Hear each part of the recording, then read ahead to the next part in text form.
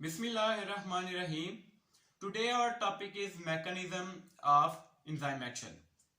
Previous video lecture में हमने पढ़ा था कि कैरेक्टरिस्टिक्स ऑफ एंजाइम कि उसकी कैरेक्टरिस्टिक्स क्या होती हैं, जिसमें हमने पढ़ा था कि एंजाइम ग्लोबुलर प्रोटीन होता है made up of amino acids. ये भी उसकी कैरेक्टरिस्टिक थी। इसके अलावा ये रेट ऑफ रिएक्शन को फास्ट कर देता है लेकिन खुद यूज नहीं होता। इसके अलावा इसकी एंड प्रोडक्ट पे कोई जो है इसका इफेक्ट नहीं होता, लेकिन एंड प्रोडक्ट का इसके ऊपर इफेक्ट हो सकता है। इसके अलावा ये कैटालिटिक एक्टिविटी को डिस्टर्ब नहीं कर सकता।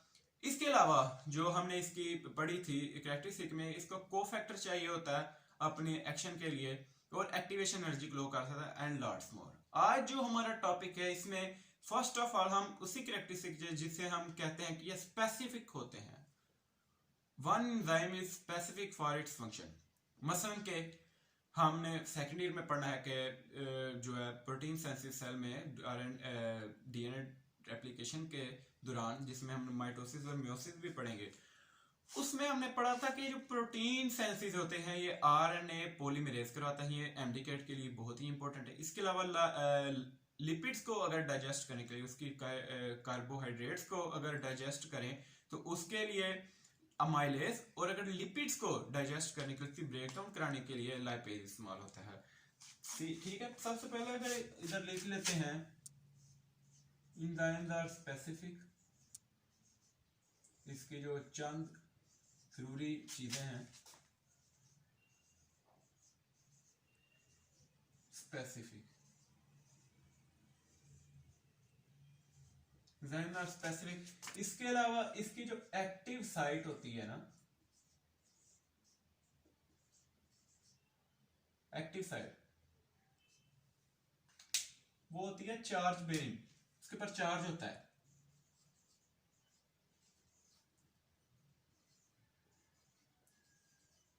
फॉर एग्जाम्पल मैं इधर डायग्राम बनाता हूं छोटी सी।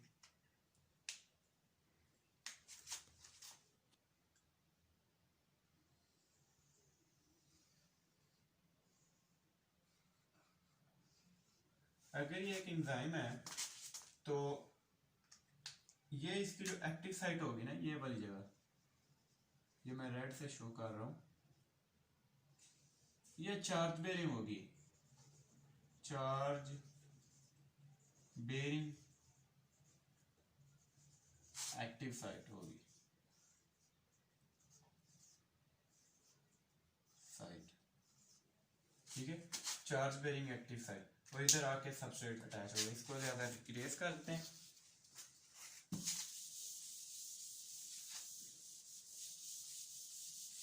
ये थे कुछ इंपॉर्टेंट पॉइंट्स ये आपने लिखने हैं, क्योंकि इस चैप्टर में से लॉन्ग तो आना होता नहीं तो शॉर्ट ही आना, क्योंकि इसको मोटा मोटा सा मतलब के इतनी बारीकी से नहीं समझा रहा, थोड़ा ऊपर ऊपर से ये मैं कुछ पॉइंट्स पहले जो टॉपिक स्टार्ट होता है वहां से मैंने समझा दिया।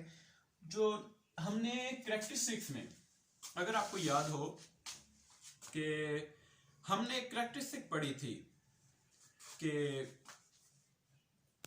एंजाइम जो होता है वो स्पेसिफिक होता है, ये हमने लिख ली। एक कैरेक्टरिस्टिक हमने पढ़ी थी कि एंड प्रोडक्ट पे इसका कोई जो है इफेक्ट नहीं होता, बल्कि एंड प्रोडक्ट जो होता है जब सबस्ट्रेट एंड प्रोडक्ट में कन्वर्ट हो जाता है तो उसका इफेक्ट होता है जो फर्स्ट वाले एंजाइम पे हो सकता है। फॉर एग्जांपल एक चेन रिएक्शन चल रहा है, पहले एंजाइम से सबस्ट्रेट होके उधर से अपना काम लिया, दूसरे से दूसरे के ऊपर गया, उधर से अपना काम लिया, तीसरे पे, चौथे पे और फिर पांचवे पे जाके उसका एंड प्रोडक्ट बना, और वो उस वही एंड प्रोडक्ट आके पहले वाले एंजाइम के ऊपर अपना इफेक्ट करे।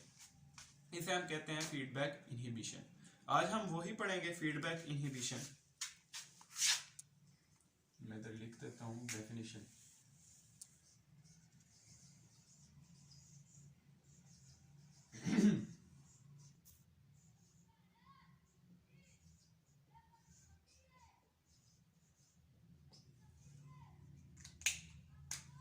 इसकी थोड़ी लंबी सी definition, the process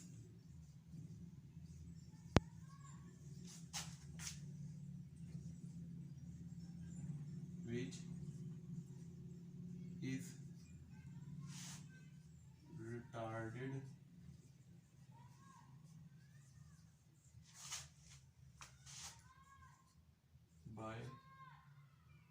its own end product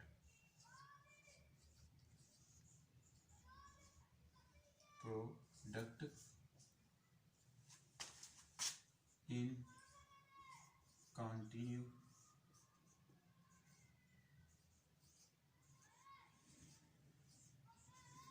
chain reaction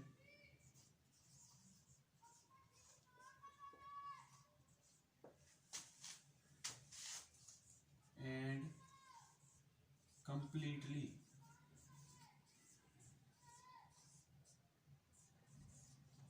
blocks the working of first enzyme। इसके अलावा अब बुक वाली डेफिनेशन भी कर सकते हैं, ये मैं अपने वर्ड्स में, the process which is retarded bye its own and product in continuous chain reaction and completely blocks the working of first enzyme।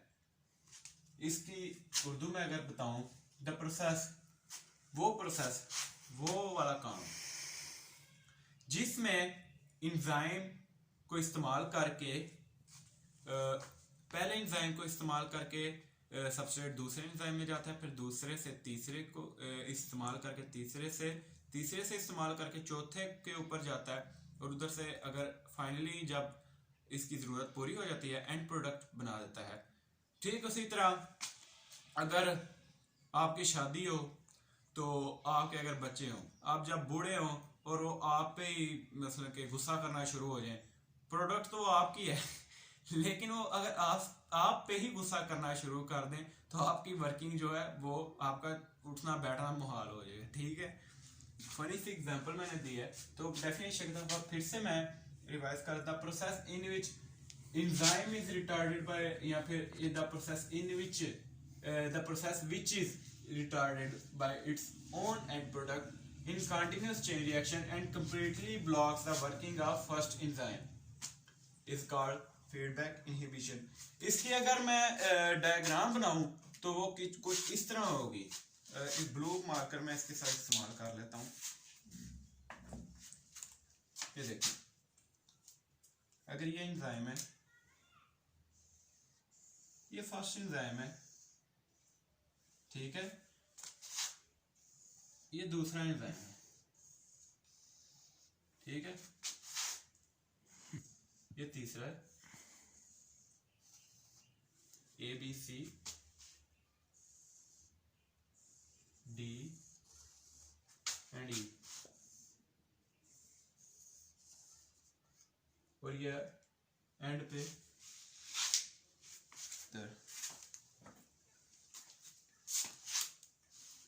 And product यहाँ पे बनेगा, ये स्प्लिटेड होगा क्योंकि एंड प्रोडक्ट होगा।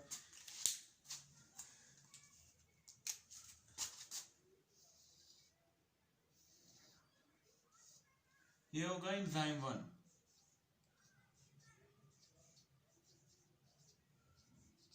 ठीक है, ये होगा एंजाइम 2,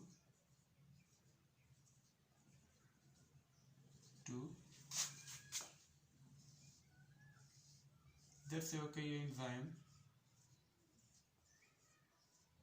3, और ये फिर यहां से चौथे एंजाइम से ये 5 पे जाएगा,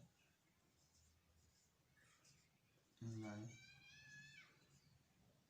4। ये होगा कुछ इस तरह से कि बी, जिस डायग्राम आपने अपने ध्यान में बिठा लेंगे, ए बी सी डी ई। इसका मतलब ये है कि यहाँ से जो सबस्ट्रेट है, अगर सबस्ट्रेट को शो कर दो ग्रीन से, यहाँ पे अगर ये सबस्ट्रेट है,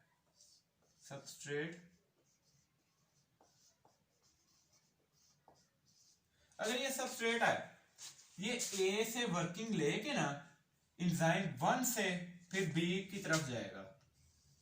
इसका मतलब ये है बी की तरफ, इसका एरो का मतलब ये है इंजाइम 1 से आ रहा है। इसका मतलब ये नहीं है कि इंजाइम 1 ये है, इसका मतलब इंजाइम 1 से ये सबस्ट्रेट आ रहा है, फिर इंजाइम 2 से ये इंजाइम 3 की तरफ जा रहा है, सी की तरफ, फिर इंजाइम सी की यानी 3 की तरफ से ये 4 की तरफ, फिर इधर 5 में, फिर ये एंड प्रोडक्ट। ठीक है,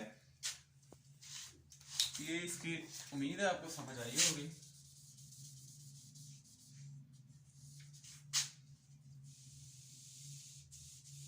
अगर इसको डायरेक्ट लिख लें कुछ इस तरह से,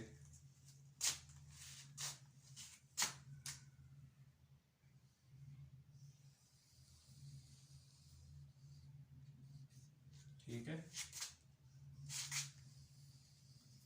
कुछ ऐसे। ठीक है, और इधर ये जो प्रोडक्ट बनेगा ये आके इसकी वर्किंग को ही बंद कर देगा।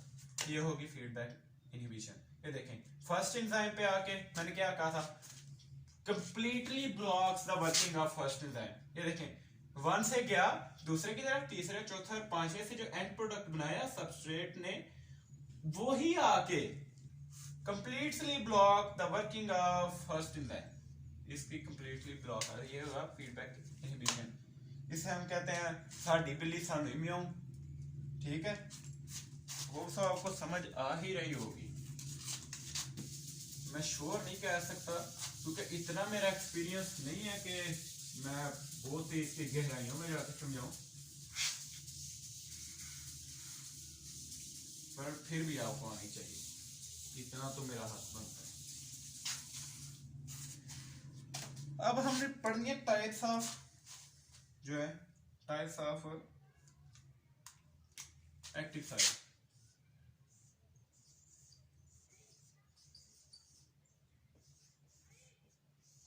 एक्टिव साइट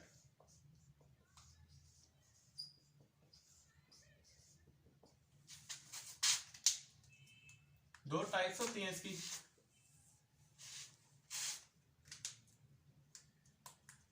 एक जो होती है binding site,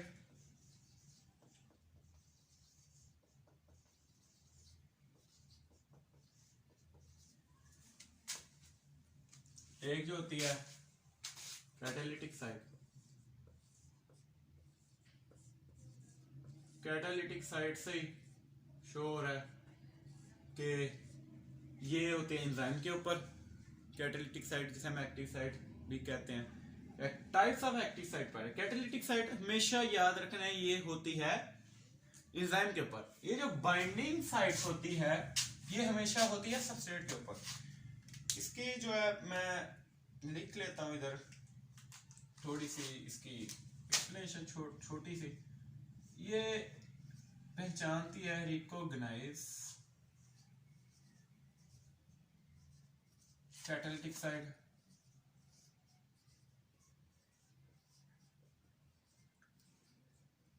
recognise catalytic site. इसके अलावा ये क्या करती है, ये एंजाइम सबस्ट्रेट कॉम्प्लेक्स बनाती है, क्योंकि अगर ये आके कैटालिटिक साइट के साथ नहीं जुड़ेगी तो एंजाइम सबस्ट्रेट कॉम्प्लेक्स कैसे बनेगा। ठीक है, for example enzyme plus substrate is equal to ES complex is equal to enzyme plus product. ठीक है, सबस्ट्रेट जो है प्रोडक्ट में कन्वर्ट हो जाएगा। ठीक है, ES कॉम्प्लेक्स बनाती है रिकॉग्नाइज द कैटालिटिक साइट। इसके अलावा इसकी अगर लिखें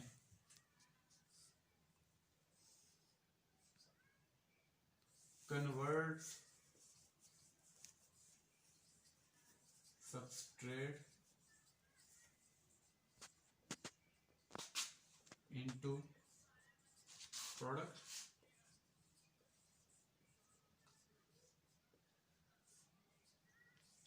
can work on more than one substrate।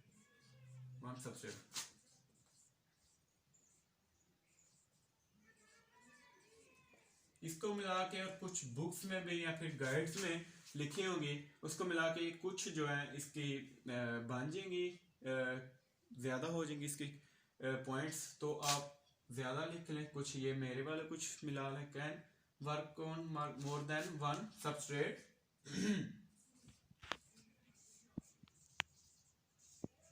ठीक है, ये नोट कर लें। इसके अलावा जो डायग्राम अगर इसकी करें,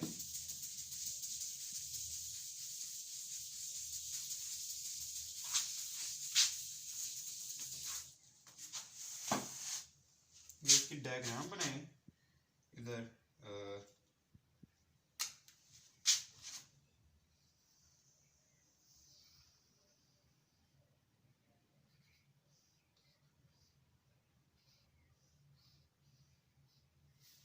अगर इसकी डायग्राम बनाएं तो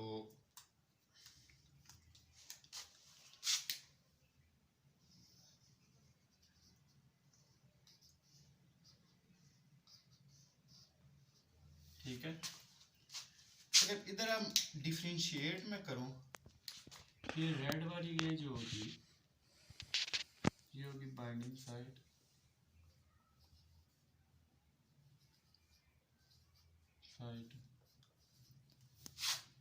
इधर होगी। ये ब्लैक वाले के साथ, इधर ब्लैक वाले के साथ ये होगी कैटालिटिक साइड।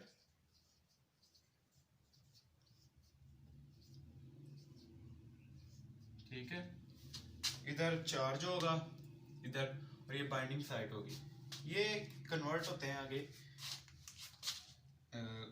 इसको फिर से ब्लैक के साथ बनाते हैं।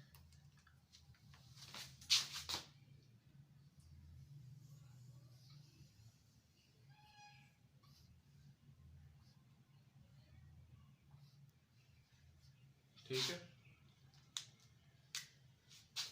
इधर आके इस दफा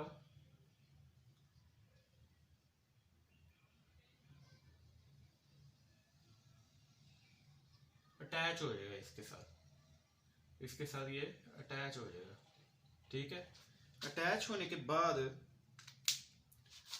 एंजाइम वैसे का वैसे ही रहेगा, क्योंकि हमने कैरेक्टरिस्टिक में पढ़ा था कि enzyme can convert more than one substrate into product without themselves being used up। ये वैसे का वैसे ही रहेगा। और ब्लू के साथ हम इधर बना लेते हैं प्रोडक्ट, ये बीच में से स्प्लिट हो जाएगा। ठीक है, ये अलहदा हो जाएगा ये वाला, और इधर जो है ये अलहदा हो जाएगा। ठीक है, ये बीच में से स्प्लिट हो जाएगा और ये प्रोडक्ट बन जाएगा। ये होगा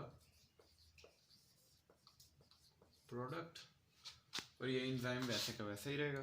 तो हम चले थे यहां से,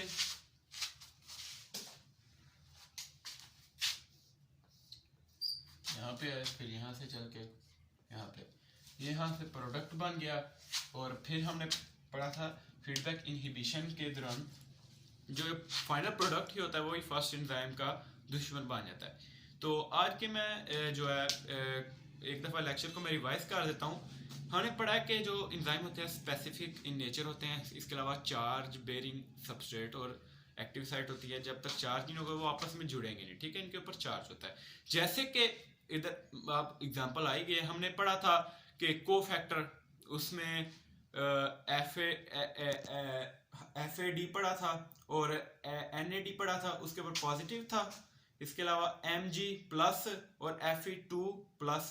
ठीक है, ये इसके ऊपर चार्ज है ना, ये प्लस नेगेटिव और ये सब कुछ ये चार्ज है। ठीक है, चार्ज बेरिंग सबस्ट्रेट और चार्ज बेरिंग एक्टिव साइट्स होती हैं, ये आपस में बाइंड करते हैं। इसके अलावा हमने फीडबैक इनहिबिशन पढ़ा था।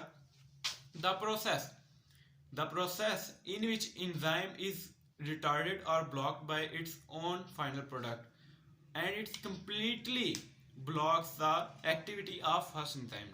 ये हमने पढ़ा था फीडबैक इनहिबिशन के दौरान। फिर हमने पढ़ा था कि टाइप्स ऑफ जो है active site, types of active site वो हमने पढ़ी थी, जिसमें हमने बाइंडिंग साइट और कैटालिटिक साइट पढ़ी थी। बाइंडिंग साइट में हमने पढ़ा था कि ये पहचान लेती है एक्टिव साइट की, it recognise the active site and forms the ES complex, जिसमें मैंने ये जो है डायग्राम भी बनाई है। इसके अलावा हमने कैटालिटिक साइट में पढ़ा था कि attach the substrate and convert into product and can attach more than one type of product more than one type of substrate and convert into product। इसके बाद हमने इसकी ES कॉम्प्लेक्स मैंने इस बाइंडिंग साइड में मैंने इक्वेशन भी लिखी थी, वो भी आप लिख सकते हैं।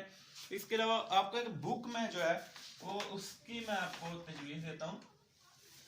ये एक बुक है रिवाइज्ड एडिशन बायोलॉजी सब्जेक्टिव, ये है स्कॉलर वालों की, ये आपके सामने है, ठीक है। इससे ही मैं अपने लेक्चर तैयार करता हूँ। इसमें अगर हमने इधर मैं थोड़ी सी आपको रीडिंग करके दिखा देता हूँ इसके ऊपर से, ठीक है। तो इसमें लिखा हुआ है फीडबैक इनहिबिशन और type of inhibition in which enzymes activities inhibited और ब्लॉक बाय एंजाइम्स और प्रोडक्ट, ठीक है, वो ही in this process final product block the active site of first enzyme and reaction cannot be proceed। एक ही बात है, ठीक है।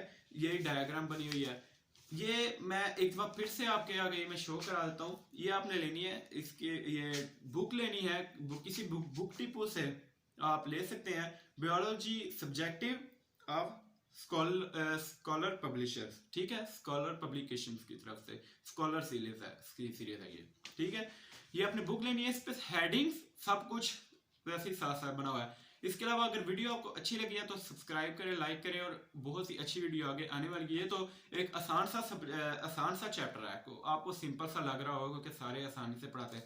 आगे आपको मजा आएगा, जो मैंने एक्सपीरियंस लिया हुआ है अपने टीचर से, आगे मुश्किल 3 चैप्टर आने वाले, उसको मैं ऐसे बयान कर दूंगा कि आपको वो फूल की पत्तियों की तरह लगेगी। लिहाजा अगर आप सब्सक्राइब करेंगे और बेल आइकॉन को दबा के रखें ताकि आपको आने वाली वीडियोस के नोटिफिकेशन मिलती रहे।